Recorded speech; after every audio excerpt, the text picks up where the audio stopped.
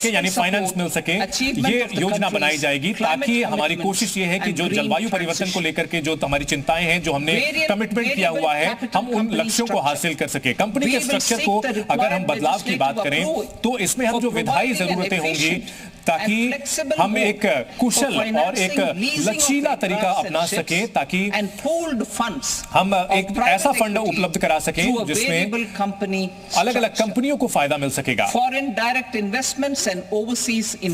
Investment यानी विदेशी निवेश की अगर बात करें तो जो उसके लिए नियम है, जो विदेश से निवेश आता है उसको सरलीकृत किया जाएगा यानी सिंप्लीफाई किया जाएगा। पहला चरण इसमें होगा कि विदेशी निवेश बेहतर हो सके। दूसरी बात, और इसमें हमें यह भी देखना होगा कि हम भारतीय रुपए को हम विदेशी निवेश के लिए हम इस्तेमाल कर सकेंगे। एनपीएस वात्सल्य योजना की अगर बात करें तो एनपीएस वात्सल्य एक ऐसा प्लान है जिसमें कि जो अभिभावक हैं वो अपने बच्चों के लिए शुरू कर सकेंगे। जैसे ही 18 साल के होते हैं बच्चे तो इस प्लान को बदलाव किया जा सकेगा, एक नॉर्मल एनपीएस अकाउंट में कन्वर्ट किया जा सकेगा। तकनीक का इस्तेमाल हमने लगातार किया है और हमने उत्पादकता बढ़ाने के लिए तकनीक का इस्तेमाल किया है और असमानता को खत्म करने में अर्थव्यवस्था में पिछले 10 साल में तकनीक का अच्छा इस्तेमाल किया है। सार्वजनिक निवेश की अगर बात की जाए, डिजिटल इंफ्रास्ट्रक्चर में निजी क्षेत्र का काफी तेजी से निवेश बढ़ा है और इससे जो हमारे सभी नागरिक हैं उनको मदद मिली है ताकि जो बाजार से जुड़े हुए संसाधन है उसका फायदा उन्हें मिल सके, स्वास्थ्य का फायदा मिल सके, शिक्षा का फायदा मिल सके। और हम तकनीक को हासिल करना चाहते हैं ताकि जो अर्थव्यवस्था है उसको डिजिटाइज करने की दिशा में आगे बढ़ सके। ईज ऑफ डूइंग बिजनेस यानी कि कारोबार को सुगम बनाने के लिए हम लगातार काम कर रहे हैं। जन विश्वास बिल के ऊपर, जन विश्वास बिल 2.0 की ओर काम कर रहे हैं और ऐसे राज्यों को पुरस्कृत किया जाएगा जो कारोबारी जो सुधार है उसको ठीक तरीके से लागू कर रहे हैं और डिजिटल वो बना रहे हैं, डिजिटाइजेशन का लक्ष्य हासिल कर रहे हैं, ऐसे राज्यों को पुरस्कृत किया जाएगा। हम डेटा गवर्नेंस को बढ़ावा देना चाहते हैं।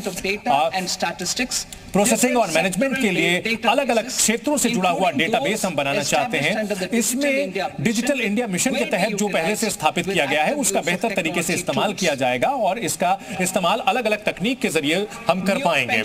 नई पेंशन स्कीम की अगर बात करें तो जो समिति का गठन किया गया था एनपीएस के लिए, उसने बहुत ही अच्छा उल्लेखनीय प्रगति की है अपने काम में और हमें इस बात की काफी खुशी है। हमें काफी खुशी है इस बात की, हमें इस बात की काफी खुशी है कि जो राष्ट्रीय परिषद है, राष्ट्रीय जो केंद्रीय कर्मचारियों की जो संस्था है, उसने बहुत ही इसमें सहयोगात्मक रवैया अपनाया है संरक्षण, और उन्होंने जो सही मुद्दे हैं उन्होंने उठाए हैं और साथ ही साथ इसमें जो आर्थिक जो समझदारी है वो भी दिखाई है।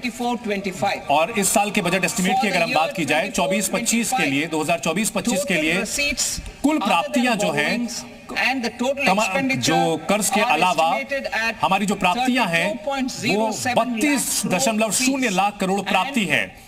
इसके अलावा 48.21 लाख करोड़ हमारी जो कुल टैक्स प्राप्ति है वो 25.83 लाख करोड़ रुपए हमने टैक्स से हासिल किए हैं। राजकोषीय घाटे की बात की जाए तो जिसका अनुमान है 4.9% जीडीपी का हमने अनुमान किया है। राजकोषीय घाटा 4.9%। अगर हम बात की जाए सकल और नेट मार्केट कर्ज की 24-25 की तो हम बात करें ये 14.01 लाख करोड़ रुपए होगा, 11.63 लाख करोड़ रुपए होगा और ये 2023-24 के मुकाबले कम है और हम वित्तीय मजबूती की ओर आगे बढ़ रहे हैं। 2020-21 में हमने जो कदम उठाए थे वो काफी अच्छे रहे हैं अर्थव्यवस्था के लिए और हमने जो राजकोषीय घाटा को कम करने की कोशिश की है। अगले साल हम इसे 4.5% लक्ष्य रखना चाहते हैं।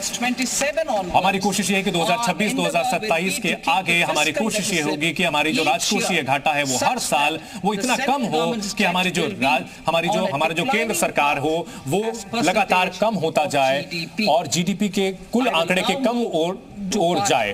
अब हम इसके दूसरे हिस्से की ओर बढ़ना चाहेंगे अपने भाषण के।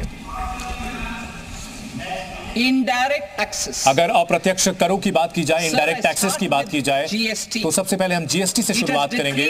और ये tax incidence on the common man. इससे आम आदमी पर जो टैक्स का बोझ था वो कम हुआ था, और Trade and industry. जो कारोबारी और हमारे उद्यमी हैं उनको इससे फायदा मिला है, और केंद्र और राज्य सरकारों का जो की कमाई है वो बढ़ी है, और ये जबरदस्त तरीके से जीएसटी कामयाब रही है, और जीएसटी का जो फायदा है वो काफी बढ़ा है। और हम आगे, हमारी कोशिश ये है कि हम इसको और भी तार्किक बनाएं, सरल बनाएं। टैक्स स्ट्रक्चर को हम कम करना चाहते हैं, और हम चाहते हैं कि बाकी जो क्षेत्र हैं उनको भी हम इसमें शामिल करें। कस्टम ड्यूटी के लिए हमारा जो प्रस्ताव है वो कुछ इस तरह से है।